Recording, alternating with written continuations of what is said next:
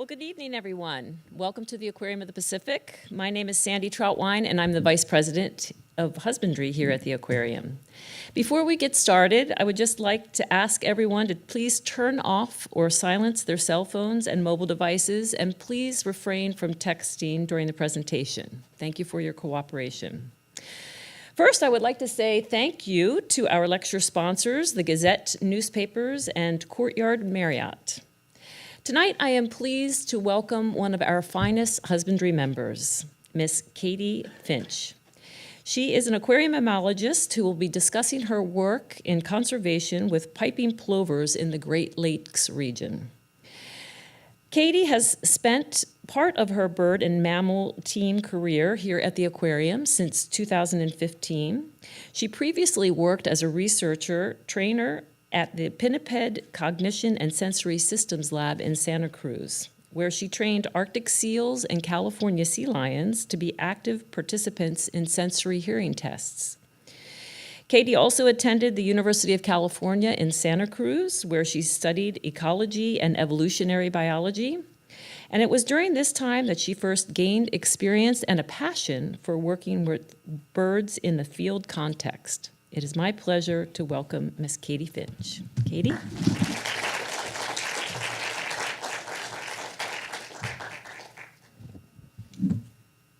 Thank you, Sandy. Can you guys hear me okay? Is the mic? Awesome.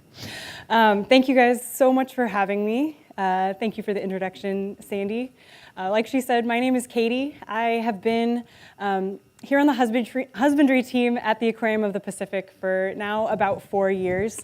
And before I get started, I kind of just wanted to say that I feel really lucky to get to work at an institution that puts a lot of value in not only working with animals in a conservation research context within the walls of our aquarium, but also outside the walls of our aquarium. And that's a big part of what this project is about. The Great Lakes piping plover is a critically endangered bird in the Great Lakes area that has truly benefited from institutions like ours that have kind of gone beyond the normal kind of just caretaking for animals within their institutions' kind of boundaries. So I'm going to go in a little bit more about that and kind of take you through this awesome journey that I got to go on earlier this year, or excuse me, last year. So overall tonight, I'm going to talk to you a little bit about who the piping plover is, introduce you to the Great Lakes piping plover and why you should love it so much, talk a little bit about their natural history and behavior, some of the threats to the species and the reason that it is so critically endangered in the Great Lakes area. I'll go into the specifics of the Great Lakes Piping Plover Recovery Project, which is a mouthful, but it really is an amazing organization. And it involves a couple different elements. It involves really heavily monitoring of the natural or the wild populations out in the Great Lakes area, which involves a lot of citizen science as well as paid staff who do that work.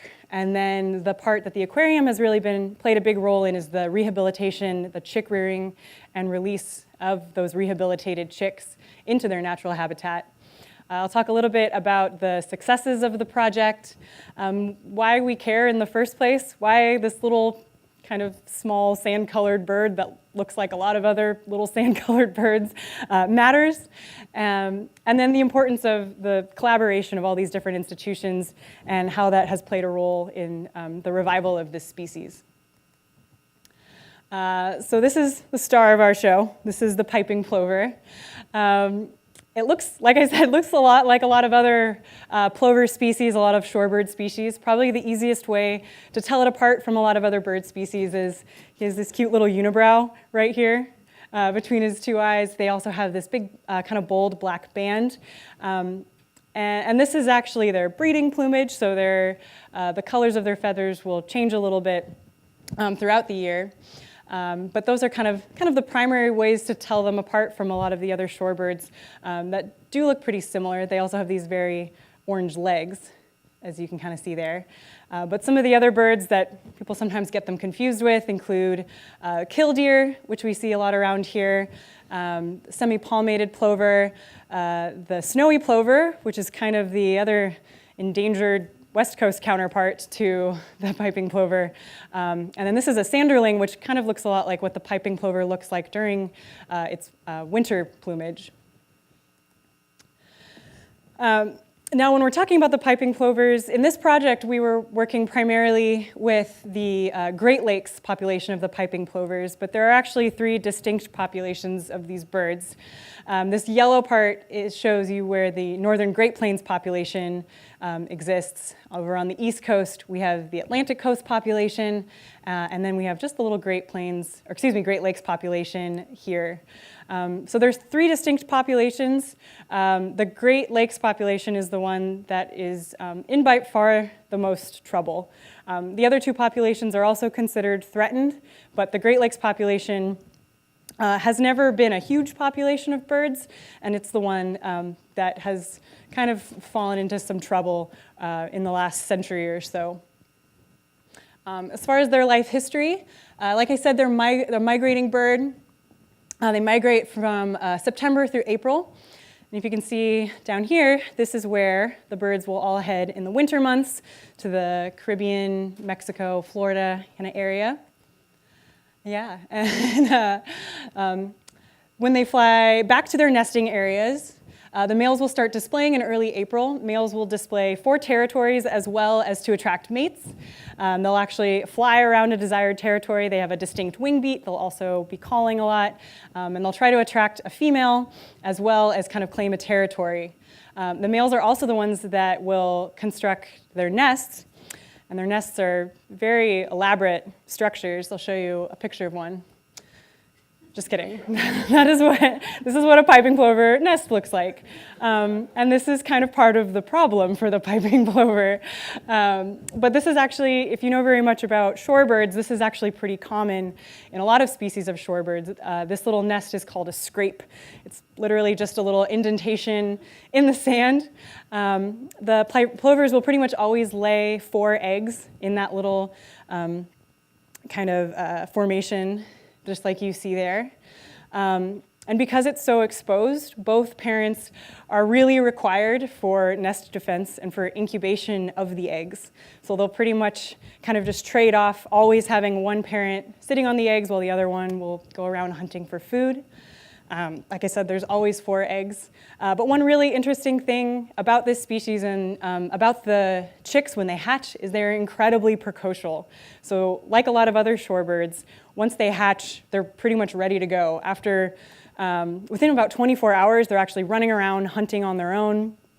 They don't really need a ton of parental care other than just sort of to protect them in those first couple days. And they're actually able to fly after 24 days, and from then on, they're pretty much independent. So, like we said, this is a critically endangered bird. It faces a lot of different threats out in its natural habitat. Some of those threats are natural. There are a lot of different raptor species that will go after the plovers, different falcons, other kinds of birds of prey. Snowy owls have actually become an increasing problem for the plovers. And that is, they think, because of some of the colder winters the Midwest has been having, some of the rodent populations have been diminishing. So snowy owls have been looking for alternative prey than their usual rodent prey. And they've been seeing them more along the beaches in the Great Lakes area, going after plovers, which was not usually part of their kind of prey repertoire. But really the biggest issue for piping plovers is us and all the kind of coastal development that has happened around the Great Lakes area. Really around the turn of the century, around 1900, that's when we think that the plovers were kind of at their highest in population. But around that time, the Great Lakes area was getting more and more popular. Beach recreation was becoming more and more popular. Hunting, just for sport, market hunting, collecting was also pretty popular then. And one of the biggest issues for the piping plover was that they were never a huge population to begin with. in the Great Lakes area anyway. So from the get-go, there were probably only at most around 800 nesting pairs in the Great Lakes area. So when the population was really diminished, because of all these things we were talking about, it's always been really hard for them to recover. So you can see just how far they were kind of distributed around the Great Lakes area. And this is actually 2007, so this is since some of the recovery efforts have happened. At their worst, in the early 80s, there were about 13 nesting pairs of the piping plover in the Great Lakes area. And that's around when the Great Lakes Piping Plover Recovery Project started. Now this project really is a huge collaborative effort. As you can see, this isn't even all of the groups that are involved in the Piping Plover Recovery Project. It's mostly oversought by U.S. Fish and Wildlife. You can see up here, along with a ton of different land management agencies, lots of National Park Services, U.S. Forest Service. When it comes to the rehabilitation, the chick rearing part of the project, there's a variety of zoos and aquariums that are involved, all kind of headed by the Detroit Zoo, and I'll get into that in a little bit. And then there's a lot of research that's involved in the recovery project as well, mostly through the University of Minnesota. And I'll, again, kind of get into that a little bit more in a little bit. But one of the biggest parts of the project is just monitoring the wild populations that are out in their natural habitat right now. So the birds live, like you guys saw, all across the Great Lakes area. And so there's a variety of different people who are out monitoring the birds. So a lot of them are U.S. Fish and Wildlife staff, some of them are Forest Service staff, a lot of them are volunteers, people volunteering for a variety of those organizations or a variety of different private organizations.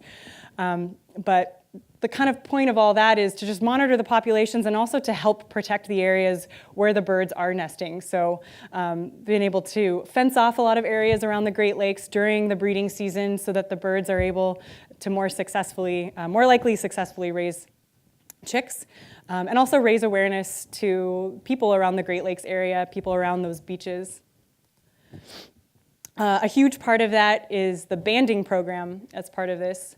So actually 96 to 98% of piping plovers have bands, which is really amazing because it means that we can keep pretty good track of the birds. And if you can see it, it looks like kind of a lot of hardware on a little bird. But banding is something that's used really commonly in a lot of bird species to keep track of populations. We can get information on where the birds are going, how many of them there are in a population, where they're going in the winter months, whether or not they're returning to the same places every year to those nesting grounds or to those wintering grounds. So there's a lot of really valuable information that we can collect from looking at those bands. So every piping plover will have an aluminum USGS band, which I think is kind of hard to see on this guy. I don't think you can really see his aluminum band that has a 9-digit code. But because that's always going to be really hard to see, even if you have binoculars, they also have these several color bands, and those color combinations can identify individual birds, so that monitors who are watching nest areas who are looking for the birds in their wintering grounds are able to pretty easily identify an individual bird. And the Piping Plover Project has a whole database of all the individual birds. So even if you're just a bird watcher and you happen to come across a piping plover and you're able to clearly read their bands, you can submit that information, and that's really helpful for locating where the birds are. The Great Lakes piping plovers will always have an orange band, and some of them will have a split orange band. That means that they are captive reared individuals. And again, we'll kind of go in a little bit more into that in a little bit. And so one of the cool things about banding these birds is that you can really keep track of individuals, especially people who are monitoring the birds season after season, whether they're volunteers or staff. A lot of times they become pretty attached to individual birds that come back year after year. This guy, Old Man Plover, as he is very affectionately called, is a bird that I heard a lot about. I heard a lot about when I was working on the project. He returned to the same shoreline in Sleeping Bear Dunes for 16 years straight. And so all of the park rangers and their volunteers who were doing a lot of bird observations were always looking for him every year. He successfully raised, I think, 27 chicks.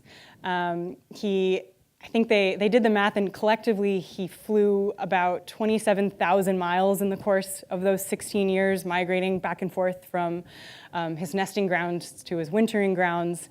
And actually the last year that they saw him was 2017, and he was nesting with a female bird, and he disappeared. And so he abandoned his nest. They don't really know what happened to him, but the captive rearing team was able to bring that clutch in, and they were actually able to rear his very last chick. Only one of them survived. So now people are really keeping track of that chick. I can't remember what the nickname for that one is, but almost like a lot of them have nicknames that come back year after year. So yeah, like I said, a big part of keeping track of these birds is these monitors that go out and look for these banded birds and collect that information. A lot of them are led by Park Service supervisors or sometimes researchers from University of Minnesota. And they're looking for not only looking at bands to try to see kind of who's who out in the nesting grounds and in their wintering grounds, but also, especially in those nesting grounds in the Great Lakes area, they're watching nests to see if the birds are taking care of them, to see if they're staying nearby the nests, or if there's any chance that they might be abandoning the nest. So because the males and females are both required to take care of the chicks and to guard the nest, a lot of times if something happens to one of the parents, the other one will abandon the nest. So all of these monitors are very well trained in knowing what to look for as far as what means an abandoned nest. If one bird is missing for a long period of time, if neither bird is returning back to the nest for a certain period of time, that's when they get in contact with the captive rearing team, and they might consider bringing the clutch of eggs in to be captive reared if they think that it's abandoned. And sometimes the birds will just make their nests in really weird places. You saw that the nests they're very simple. They're just kind of little indentations in the ground. But one of the clutches of eggs that came into the captive rearing center when I was there was a nest that was just laid in the middle of a parking lot. And so there wasn't really a way for them to move the eggs over. The birds wouldn't go back to take care of the eggs if they did that. So they ended up bringing those eggs in to be rehabilitated. But that's a big part of what the monitoring teams are out there looking for. And then another element of kind of keeping track of these nesting areas and the birds nesting on the shores of the Great Lakes are these exclosures. And this was something that was introduced a couple years into the program when monitors were noticing that even when they were keeping people off the beaches, when they were able to get areas fenced off from people, that they were still seeing cats or foxes or raccoons coming in, scaring away birds, eating eggs. And so they introduced this exclosure program where they were actually able to surround some of these active nests with fencing that the plovers are easily able to run in and out of, but will keep out larger mammals or birds that would come in from up above. There's kind of a mesh on the top of these exclosures that keep out ravens and birds of prey. And those have helped significantly with the success rate of some of these nests in the Great Lake areas. And then the captive chick rearing and release program. This is the part of the program that I was involved in, that the aquarium has been involved in for the past 10 years. And this is another element of the program that wasn't actually originally part of the recovery project. But what was happening in the early 80s when they were first starting this project and they were having monitors out watching these nests, they were seeing eggs get abandoned, and they were perfectly viable nests, but something would happen to one of the parents, and there wouldn't really be anything that they could do about these eggs. So what they ended up doing was they brought in keepers from the Detroit Zoo to come in and attempt to rear some of the chicks that they were finding, rear the eggs, hatch them into chicks, and then raise them and try to reintroduce them into their natural habitat along with the wild populations. And then year after year after year, they've just seen increased success in that program. And so now it's a pretty big part of the overall program, and it's the part that the aquarium is now involved in. And it's pretty cool. So really the purpose of the captive chick rearing element of the project is to try to supplement the successful hatching chicks that happen every single year, and they are so cute. There are more fluffy chick videos to come, you'll see. So every year nests are inevitably abandoned, and with captive rearing we can successfully boost that hatchling population by up to 20 individuals, I think was the record for one summer. So the captive rearing program is located at the University of Michigan Biological Station, which is such a cool place. It was a really, really awesome place to get to spend a little over a week, which is how long I was there. It is just a satellite campus for the University of Michigan that's located right along this beautiful lake, Lake Douglas. And it's a fully active university campus. In the summer, they have, so there were undergrad students there the whole time taking classes. And it's also just an active research institution. So there was a cattail lab that was collecting data, a dragonfly lab, just lots of really cool stuff going on the whole time. And then they have this really awesome chick rearing facility, which actually, it's not this, it's actually kind of right over here. But this is where I got to stay, which makes some of the previous people who have gone on this trip a little angry because they had to stay in these little cabins over the last couple of years, but they've kind of upgraded where the husbandry keepers get to stay on campus. And the way it works is pretty much all throughout the summer, all throughout the breeding season, the Detroit Zoo now organizes a whole array of AZA institutions that send keepers, and they pretty much just always have at least one or two keepers here, just in case chicks come in, in case eggs come in that have been abandoned, and that they can start incubating them, start attempting to rehabilitate them. But because of that, it's kind of funny. You might be sent there and you might just be kind of hanging out while there's eggs in the incubator. You might be hanging out while there's nothing going on and just waiting to see if any nests happen to be abandoned while you're there, and then you might start taking some of the eggs. But it's just really important to always have someone there in case any of that happens.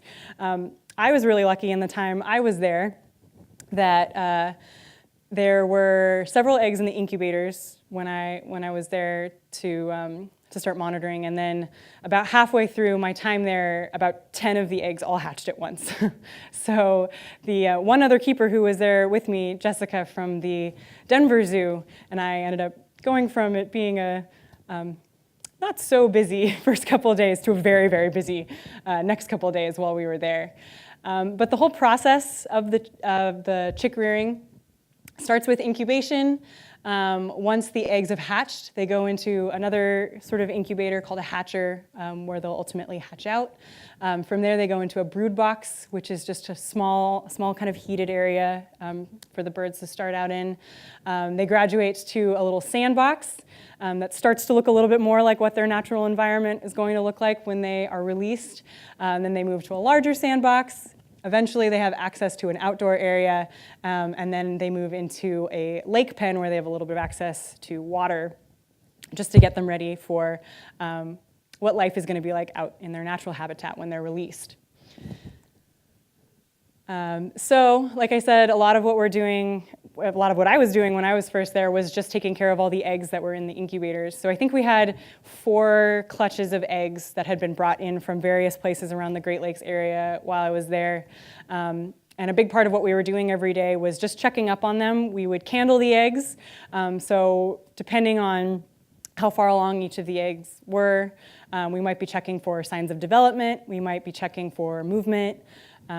So this is a little bit of what we were doing.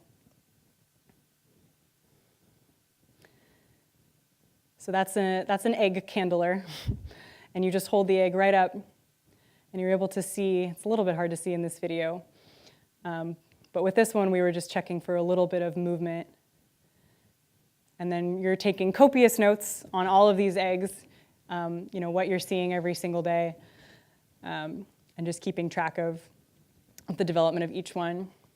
The eggs were each incubating. I think the normal incubation period was like 3 weeks or so. And so around the end of that time, as they were getting a little bit closer, you would move them into the hatcher. And that was also when you would start to see what they call pip sites, or little areas on the eggshell where the birds are starting to break through. And then eventually you come in and you start to see this. You start to see just a little bit of activity happening in one of the eggs. What you can't hear in this video is the girl from the Denver Zoo and I peeping at the egg over and over again, which was something that the curator at the Detroit Zoo, a woman named Bonnie, insists that all the keepers do to try to be as much like the wild plovers as possible. So I had to take a lot of it out because it was just too annoying. But in the background of most of my videos is me and Jessica just peeping away. And then after a couple hours, after you would see something like that, whoops, see if I can get it to play. Thanks. You see them hatch out. And I talked a little bit about how precocial these birds are at their very early stages of life. And you can see, I mean, this one's only been out of its shell for a couple moments and he's already almost ready to stand. So they develop very, very quickly. Within about 24 hours, they look like this. And let's see if that video will play. Here we go. So this is in the brood box. And so 24 hours old, they're already able to kind of hunt around on their own. We're mostly giving them food that doesn't crawl too far away to make it easier for them. I know, they're so cute. So we're giving them different bloodworms, mealworms, little bits of egg, and they're just kind of learning how to kind of explore around. You might notice this over here. This is a feather duster that we put in to the brooder and also in some of the sandbox areas. That's just supposed to mimic kind of an adult bird. That's a behavior that's common with these young shorebirds, is running up and kind of huddling under a parent bird. And so that is so that they kind of get to experience that even in these little boxes. So then this is, I think they have to start that one too. This is my favorite video. So I hid my phone in one of the sandboxes. So again, this is kind of the next one that they would graduate to. And they come up. You want me to do the sound effects? Beep, beep, beep, beep. That's kind of mostly what it sounded like. But a lot of it was annoying. You wouldn't want to hear it throughout all these videos. But yeah, you can see, again, these guys are probably 2 or 3 days old. They're really running around. They're hunting more and more. And you also notice that they have little bands on them. And that was one thing I forgot to mention that we do right after they hatch, actually, is we put a little band on each one. And these aren't going to be their official bands when they're released. These are just so that we can tell them apart and we can still keep track of who's who while they're in the chick rearing center. But that's another important thing. We also weighed them every day just to kind of keep track of their progression. There was a lot of record keeping. And then this is just another kind of tour of the rearing room that I took. Thanks. So this is a brooder. That's one little guy who hatched a little bit later than everyone else. Some more eggs that were still in the incubators that we were watching. Another incubator.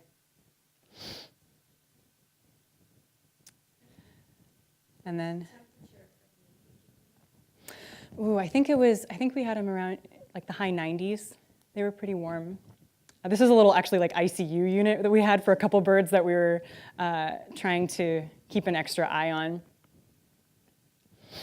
And then these are the little sandboxes they graduate to after the brooders. And you can see we still have heat lamps in here, but as they graduate to bigger and bigger sandboxes, the heat lamps are a little bit farther and farther away. They still have a little feather duster though. But as they kind of graduate after each couple days, we're kind of trying to correspond to what they would be doing out in their natural habitat. They would be spending less time kind of huddled up to a parent bird. They would require a little bit less immediate warmth, so moving those heat lamps away little by little. And then this is the kind of largest sand area that we had that also has access to an outdoor area. I think my next video is that. I think this one works. Yeah, there we go. So this is the chicks that we were taking care of going outside for the first time. And they just run right away. They just run all over the place. That's a veterinarian from the Toledo Zoo. And one of the things that you guys might think is interesting watching these videos is that, we're very present. We're not really hiding ourselves too much from the birds. And that kind of goes along with just how precocial the birds are and how much they just rely on instinct to kind of do the behaviors that they do. I work with mammals a lot. I come from the world of, when you're raising a baby sea otter and people have to wear crazy kind of Darth Vader type outfits in order to not look like a human being and really try to separate, humans from the animals and make it so that they don't affiliate humans with food or anything positive like that. With these birds, it's just so kind of intrinsically ingrained in them that there's not a whole lot you have to do. One thing that was really remarkable that kind of shows how much instinct is, just kind of ingrained in them. One thing we were told to do in our kind of protocol was when we were weighing the birds, when we were having to pick them up to weigh them, we would play a piping plover alarm call so that they would affiliate that call with, something bad coming to grab them. And when we would play it, these birds, having never heard an adult plover really, every single one of them, they were all running around in the sandbox, just dropped to the ground. Just as soon as we started playing it, they all just dropped and just went into total camouflage mode, hide mode. And it was really amazing without ever having heard that before. So it's one of the, the precocial kind of status of these birds and how much they rely on instinct really made them a good candidate for a rehabilitation process like this. And then this was the next step, which I actually left before I got to see the birds graduate to the water pen. But it's kind of the same thing. It's a big pen outside that has access to some of the lake water so that the birds would get an opportunity to start hunting some of the insects and crustaceans that were in the water and just, again, get kind of more and more exposed to an environment that would look like what they were going to be back out in their natural habitat. And then the release day. So again, I wasn't here for this, but the birds get released after, I believe it's 24 to 27 days when they're able to fly independently on their own. So that's when they'll get their adult bands and they'll be released back out into their natural habitat. And they might not necessarily be released back where they were found, because a lot of times the nests were, found in undesirable locations, or sometimes they would just release them in places that, needed a little boost in the population, or there was a lot of consideration that would go into where all of the birds were placed. But I think it would probably have been pretty exciting to see. But a little bit just about the success of this program. So like I said, in the mid-'80s, the birds were at their lowest population-wise in the Great Lakes area. There were about 13 nesting pairs in 1984. And since the beginning of the program, and really especially once the exclosure use began, so those kind of big cages around the wild nests that kept predators away, and when captive rearing began, there's been a pretty big trend in how the birds are doing. Now there's around 70 pairs around the Great Lakes area. Kind of same thing, number of chicks successfully fledged in the Great Lakes population, also pretty steep curve. And then this just kind of another way to show the population. Again, this is historically the late 1980s when there were only about 13. And then this is kind of interesting. In 2015, there were actually, I believe it was 71 pairs in the Great Lakes area versus 2018, where there were, I think it was 67. There were a few less pairs, but one of the big things in 2018 was birds started appearing in a couple new spots that they hadn't been seen in quite a while, and that's something that a lot of the researchers are really excited about, some of these spots that historically haven't seen birds in quite a while. A lot of people were talking about this particular Wisconsin site when I was up there and being really excited about that being the first time birds had nested there in a really long time. So even though there were less successful pairs, less breeding pairs in 2018 than the couple previous years, that was a really good indicator, seeing the birds kind of spread out a little bit.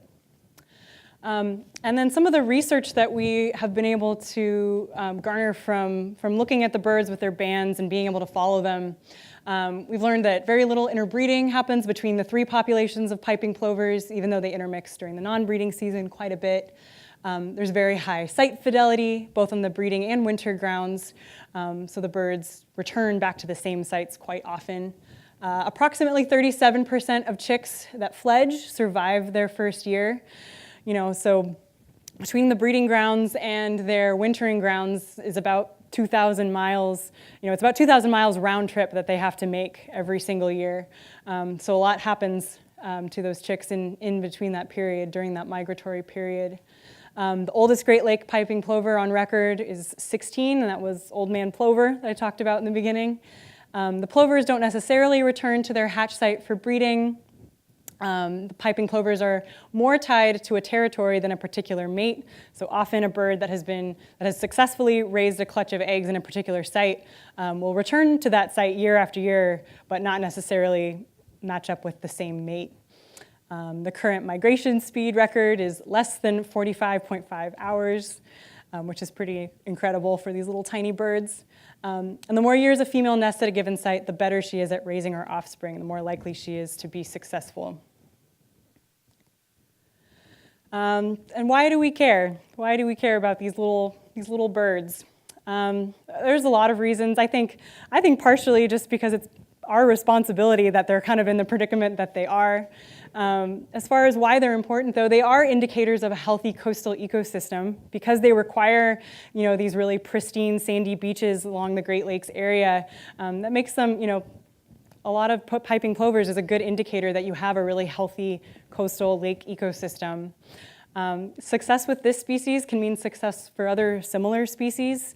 Maybe even if you don't think this particular species is important, this particular means of bringing all these different kinds of institutions together, husbandry, animal caring and animal keepers from zoos and aquariums, combined with researchers, combined with fish and wildlife, I think is a really incredible collaboration, and I think it could work for other species as well. We don't always know the exact role of a species until they're completely gone either. We know these birds are insectivores. They help with the, control the insect population, like a lot of other shorebirds. But there's lots of different ways that they could affect their ecosystem that we would never know until they were gone. And then kind of again, I know I've talked a little bit about this kind of throughout the presentation, but just the importance of collaborating with other institutions, different types of institutions collaborating together. I think really just being able to kind of utilize the unique skills of husbandry staff has been really valuable for this program in particular. And then for husbandry staff, in turn, getting experience with wild populations is super valuable. There's so much you get to learn about the animals that you take care of in a captive setting by studying them out in their natural habitat and getting to see, all the ways that they're different and the same. I think that's really, really valuable. And then, the collaboration, not just between researchers and husbandry staff, but between husbandry staff from different institutions. It was really great I spent this whole week with this awesome girl, Jessica, from the Denver Zoo, and the whole time we were talking about our different facilities, talking about the way we do things at Aquarium of the Pacific versus the way they do things at Denver Zoo, and trading stories, and that's been happening historically at this site for the last 25 years as this program has been going on. And because of that as well, the actual program itself at the facility has continued to change and improve as different keepers come in and have new suggestions or bring in ideas from their facility. They've been able to really make this kind of a fine-tuned system there at the rearing center, which I think is really amazing. And all in all, it was a really amazing experience for me. And I hope there are more experiences like it in the future. Thank you.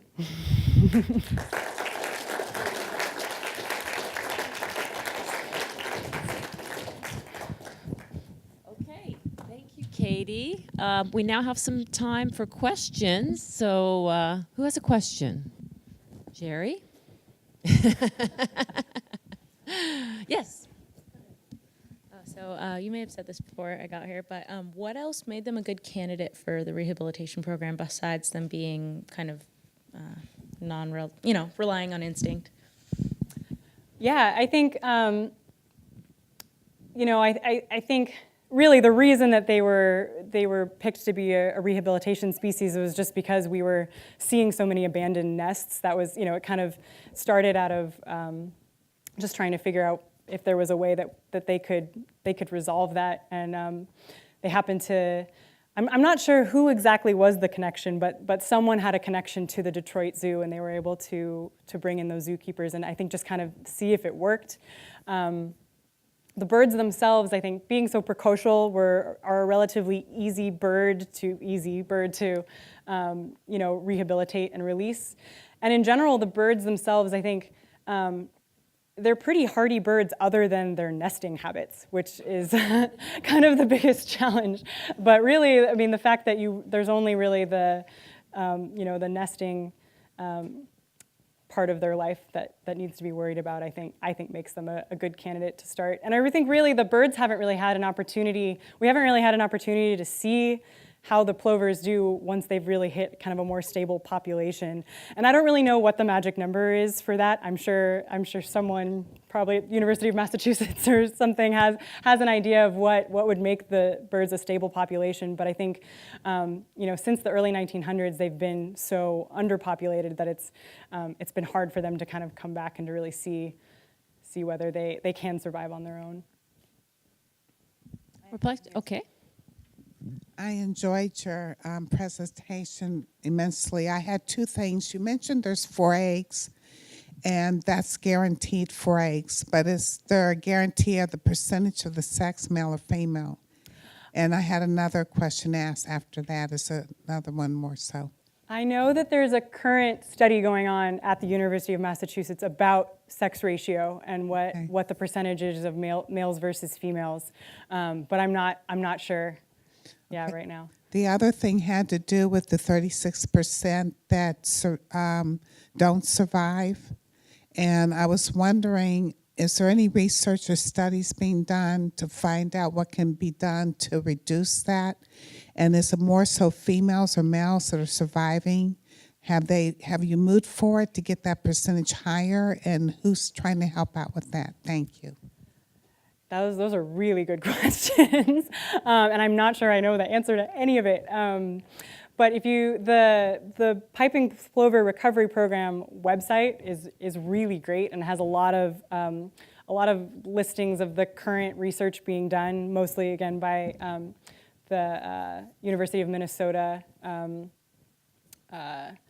researchers, and I know they're looking a lot at sex ratios and things like that. I'm sure there's probably someone looking at kind of what's happening to them, during those migratory periods. But yeah, I'm not sure. More questions? Yeah, Val.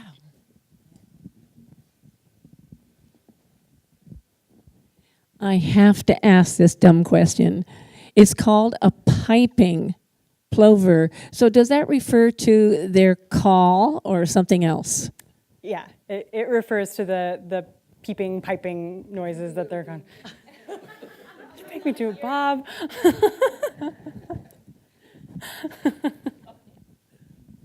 was curious how much of that coastal habitat in the Great Lakes is protected, and if they're using it, if some of those new sites that they pick up for nesting are within those areas. I'm not sure the exact percentage of the coastline that's protected. I know a lot of the coastline that they will nest on is within state or national park ground, and all those areas are pretty heavily monitored. And then I know that there are some areas in, around public beaches and stuff where they will actually fence off certain areas. I don't know too much about the details of the success rates of those, though. I know that the ones that are within state and national park area are very well protected. More questions? I have a question. The bands that you put around their legs, how do you do that without hurting them? That's a really good question. You use a little tool. It's a little metal tool. I'm sure a lot of the bird staff here at the aquarium could tell you too, but it's kind of hard to explain. But you basically kind of line up their leg in this little metal, almost like a tiny metal shoehorn, and you basically just kind of slide the band on, and it narrows out, and you just kind of squeeze it on. You have to be really careful, especially with the really young birds. But one of the nice things about these birds is from the get-go, their legs are pretty, as far as the rest of them goes, their legs are pretty strong. So you can put the bands on pretty easily. Because it seems like it'd be hard to cut one off and put a bigger one on. Yeah, that I think you use the same. So the bands they're not completely, they kind of like are a little clasp bracelet almost, or they, you just kind of squeeze them together. And so you can use a tool similar to kind of pry them apart and pull them off. Thank you. Mm-hmm. I think we had one more question here.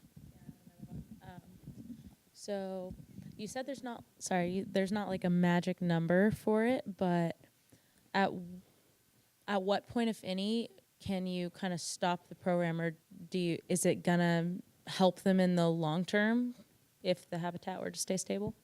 Yeah, there might be a magic number. I just am not sure. I really, I was only really involved in the kind of captive rearing element of it. So everything else I'm telling you is just kind of mostly stuff I read or stuff I heard from being part of the program.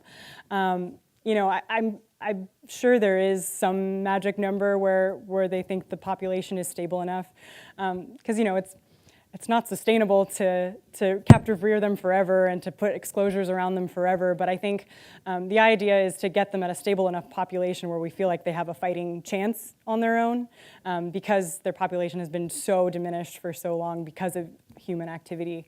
But yeah, you'd probably have to talk to a researcher. But really good question. Any other final questions? Erin? You mentioned that these are in the Great Lakes area. Is it a distinct subspecies than other piping plovers that live around the country? And if so, do you know how those other subspecies are doing and the other regional birds? Yeah, that's another really good question. I believe there are actually two technical subspecies. I think it's the East Coast subspecies, and then the Great Lakes and the Northern Plains are another subspecies, I'm pretty sure. The way that they're looked at normally is the distinct populations, but I think as far as subspecies go, the Great Plains and the Great Lakes populations are considered a subspecies, although none of them really interbreed out in their natural habitats. What was the second part of your? How are they doing? So both the Northern Great Plains and the East Coast populations are, I believe, listed as at least threatened. So none of them are doing as poorly as the Great Lakes piping plover population, but as a whole, they're still a concern. Oh, yes. Hi. Katie, hi. Hi. You had mentioned that your schedule got really busy when you started having chicks, and you said 10 chicks. I was just curious as to what type of daily schedule you had to keep and how many people were on that schedule to raise those 10 chicks. Yeah, that's so it was at the time that they all hatched, it was just Jessica and me, the girl from the Denver Zoo, and myself, and it was the schedule was pretty much when they were first hatching, we were going out and checking them quite frequently just to kind of see what their status was. There were actually a couple eggs we ended up needing to assist hatch. So for a while, we were pretty much just spending all day out in the rearing room, kind of going back and forth between starting feeding schedules and also just constantly monitoring some of these last eggs that were scheduled to hatch. But from the times they started hatching, there is a period where the birds, or it's not recommended that they eat for, I think it was like 8 to 10 hours right after they hatch. And then pretty much after that, we were refreshing their food every 1 to 2 hours. And so between all the birds, once all the birds were hatched and we could kind of place them in the different areas, it got a little bit more structured. But it was about every 1 to 2 hours that we were kind of refreshing their water, replacing their food, deciding if we were moving them to another spot. And then there are also just kind of daily chores to do out in the rearing room, so taking care of all the insects that we were giving them as food, and just kind of the daily cleaning tasks. So they actually had a whole very regimented schedule laid out for us that we kind of just had to kind of set up on our own. Oh, as far as the day, yeah, I think we were starting at 5 or 6 and going until 6 or 7 at night.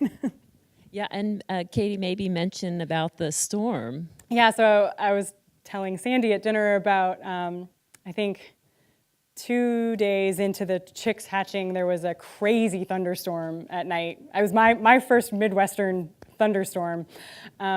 And we essentially had to stay up the entire night because if the power went out, then the incubators and all the brooders and all the heat lamps, we were going to need to switch them over to a generator. And so we needed to make sure that we were able to do that in time before any of the birds got too cold. So we basically had an entire night where we each just set an alarm every hour and just woke up to make sure that power was still on. So it was a tiring couple of days. Very dedicated. Any other questions? Yes.